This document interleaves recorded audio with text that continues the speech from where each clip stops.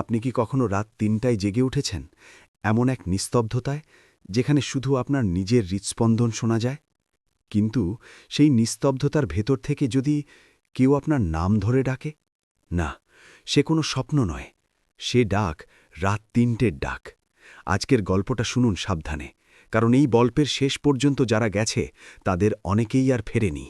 শুরু হচ্ছে রাত ৩টের ডাক। আমার নাম আমিরুল, ঢাকা শহরে চাকরি করি, কিন্তু জন্ম আমার ময়মনসিংহের এক ছোট্ট গায়ে, নাম চাঁদপুর বাজার। গাটা এত ছোট যে মানুষ বললে মনে হয় এক হাতে গোনা যায়। আমাদের বাড়ি ছিল গায়ের সবচেয়ে প্রান্তে, একটা পুরনো আম বাগানের পাশে। সেই বাড়ি আমার ঠাকুরদাদার বানানো। এখন তো ভেঙে পড়ছে, কিন্তু ছোটবেলায় সেটা ছিল আমাদের রাজ্য। বছর দুয়েক আগে আমার মা মারা যান, বাবা আগেই চলে গেছেন। তারপর থেকে আমি গায়ে যাইনি। কিন্তু গত মাসে একদিন ফোন এলো, আমাদের পুরনো বাড়ির চাবি রাখা ছিল পাশের বাড়ির মামু হাবিবুরের কাছে। সে বলল, আমির, তোর বাড়িতে রাতে কে যেন ঘুরে বেড়ায়, আওয়াজ আসে, কখনো কান্নার, কখনো হাসির। আমি হেসে উড়িয়ে দিলাম, ভাবলাম বুড়ো হয়ে গেছে, মাথা খারাপ হয়ে গেছে। কিন্তু তারপর আরেক ফোন, এবার গ্রামের ইমাম সাহেব। বললেন, আমিরুল ভাই, তোমার বাড়ির পেছনের আমগাছটার নিচে রাত ৩টি কেউ নামাজ পড়ে, কিন্তু সে মানুষ না, সে যে কি, আল্লাহ ভালো রাখুক। এবার আমার গা ছমছম করে উঠল। আমি ছুটি নিলাম, একা গেলাম গায়ে। বাস থেকে নামতেই লাগল গরম হাওয়া আর সেই পরিচিত গন্ধ, মাটি, গোবর আর ভিজে পাতার গন্ধ। গায়ের মানুষ দেখে চিনতে পারল। কেউ কেউ মাথা নাড়ল, কেউ বলল, ওই যে আমির এসেছে, এবার বুঝি ওই ডাক শুনবে। কি ডাক জিজ্ঞেস করলাম আমি।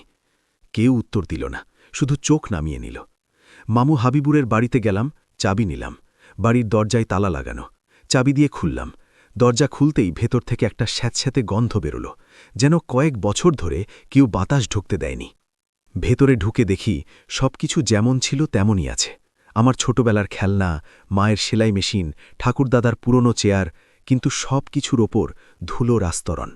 আমি একটা বালতি নিয়ে কুয়ো থেকে পানি তুললাম, মেঝে মুছলাম, জানালা খুলে বাতাস ঢুকতে দিলাম। সন্ধে হয়ে এলো। রাত হলে আমি একা বসে চা খাচ্ছিলাম। বাইরে ঝিরঝির করে বৃষ্টি নামল, আকাশে বিজলি চমকাচ্ছে। হঠাৎ, আমিরুল। কে ডাকল? আমি চমকে উঠলাম, চারপাশে তাকালাম, কেউ নেই, শুধু বৃষ্টির শব্দ। কে? ডাকলাম আমি।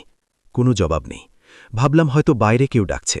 দরজা খুলে বাইরে তাকালাম, কেউ নেই, শুধু আমবাগানের গাছগুলো ঝড়ে দুলছে। আবার ভেতরে এলাম, কিন্তু এবার আমার গা ঠান্ডা লাগছে, যেন কেউ আমার পিছনে দাঁড়িয়ে আছে। আমি ঘুমানোর চেষ্টা করলাম, কিন্তু ঘুম আসছে না। ঘড়ির কাঁটা এগিয়ে যাচ্ছে, 12টা, 1টা, 2টো। ঠিক 3টে বাজার সময় আমার কানে আবার সেই ডাক, আমিরুল।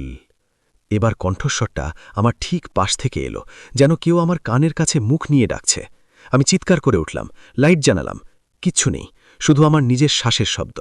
কিন্তু আমার গায়ে যেন কেউ হাত বুলিয়েছে, ঠান্ডা ভিজে হাত। পরদিন সকালে আমি গ্রামের লোকজনের সাথে কথা বললাম। এবার তারা সব খুলে বলল। মামু হাবিবু বলল, ওই বাড়িতে তোর ঠাকুমা মারা গেছিল রাত 3টায়, কিন্তু সে মরেনি, সে ডাক পেয়েছিল। কি ডাক জিজ্ঞেস করলাম আমি। ওই ডাক, রাত 3টের ডাক। যে ডাক শোনে সে 3 রাতের মধ্যে মরে যায়, কিন্তু মরে যায় না, সে ওই ডাকের দাস হয়ে যায়। রাত 3টায় ওঠে, অন্যদের ডাকে।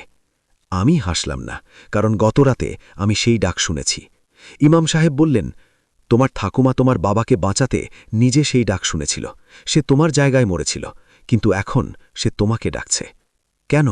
কারণ তুমি এখন একমাত্র উত্তরাধিকারী, আর সেই ডাক কখনো থামে না, একজন মরলে আরেকজনকে ডাকে। দ্বিতীয় রাতে আমি ঘুমানোর আগে দরজা জানালা সব বন্ধ করে দিলাম, লাইট জ্বালিয়ে রাখলাম, মোবাইলে ক্যামেরা চালু রাখলাম, রেকর্ড করবে সবকিছু। ঘুম আসলো না। আবার ঘড়ি 3টে বাজল। এবার শুধু ডাক নয়, পায়ের শব্দ শোনা গেল, যেন কেউ ভিজে মাটির উপর হাঁটছে, ছপ ছপ ছপ।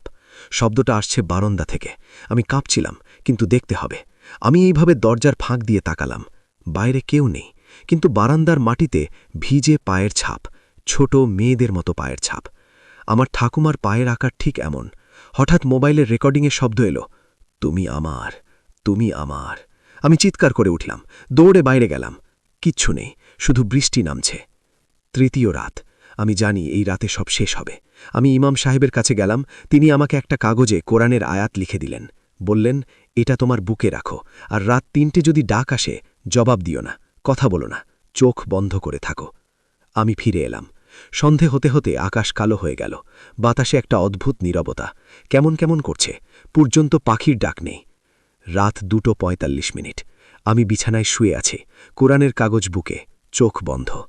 ঘড়ি ৩টে বাজল। আমিরুল, কণ্ঠস্বর এবার খুব কাছে, যেন আমার বিছানার পাশে দাঁড়িয়ে। আমি চোখ খুললাম না। আমিরুল, আমি তোর ঠাকুমা, আমি তোকে ডাকছি।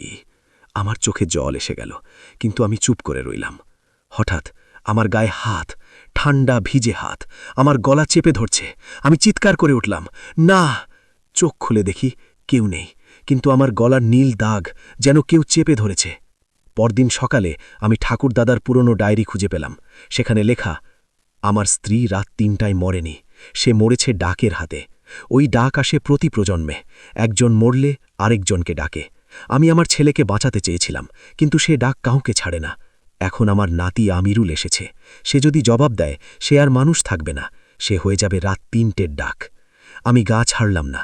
আমি জানি যদি আমি পালাই সে আমাকে অন্যত্র ডাকবে, আর হয়তো আমি অন্য কাউকে ডাকব। আমার বন্ধু, আমার প্রেমিকা, কেউ বাঁচবে না। তাই আমি ঠিক করলাম আমি থাকব, আর আমি জবাব দেব না। কিন্তু চতুর্থ রাতে আমি ঘুমিয়ে পড়লাম। ঘুমে দেখলাম আমার ঠাকুমা দাঁড়িয়ে আছে। তার চোখ দুটো নেই, শুধু কালো গর্ত। সে বলল, তুমি আমার রক্ত, তুমি আমার ডাক। আমি জেগে উঠলাম। ঘড়ি 3 AM। আমার মুখে কথা আসছে না, কিন্তু আমার গলা থেকে নিজে থেকে বেরিয়ে আসছে, ফুল, ফুল, তোর নাম ফুল। ফুল আমার প্রেমিকার নাম। আমি চিৎকার করে উঠলাম, না, আমি ডাকব না। কিন্তু আমার মুখ আর আমার নিয়ন্ত্রণে নেই। পরদিন আমি গাঁ ছেড়ে ঢাকা শহরে ফিরে এলাম, কিন্তু আমার ভেতরে কিছু বদলে গেছে। আমি রাতে ঘুমাই না, আমি জেগে থাকি, আর প্রতি রাত ৩টায় আমার মনে হয় কেউ আমাকে ডাকছে, আর আমি ডাকি। গত রাতে আমি ফুলকে ফোন করেছি, সে ঘুমিয়েছিল। আমি বলেছি, ফুল, আমি তোরে ডাকছি। সে হেসেছে, ভেবেছে আমি মজা করছি, কিন্তু আমি জানি আজ থেকে সে রাত ৩টায় জেগে উঠবে, আর সে শুনবে, ফুল, ফুল। আমি আর আগের আমি নই। আমি এখন রাত ৩টের ডাক। আমি তোমাকে ডাকছি না, কিন্তু যদি তুমি এই গল্পটা শুনে থাকো, যদি তুমি এখন রাত ৩টায় এই গল্পটা পড়ে থাকো, তুমি কি শুনতে পাচ্ছ? তোমার নাম? আপনি কি রাত ৩টায় এই গল্পটা শুনেছেন? তাহলে সাবধান, কারণ এখন থেকে প্রতি রাত ৩টায় কেউ আপনার নাম ধরে ডাকবে। লাইক করুন, সাবস্ক্রাইব করুন, আর বেল আইকন চাপুন, কারণ পরের গল্পটা হতে পারে আপনার নিজের। আমি আবার দেখা হব রাত ৩টায়।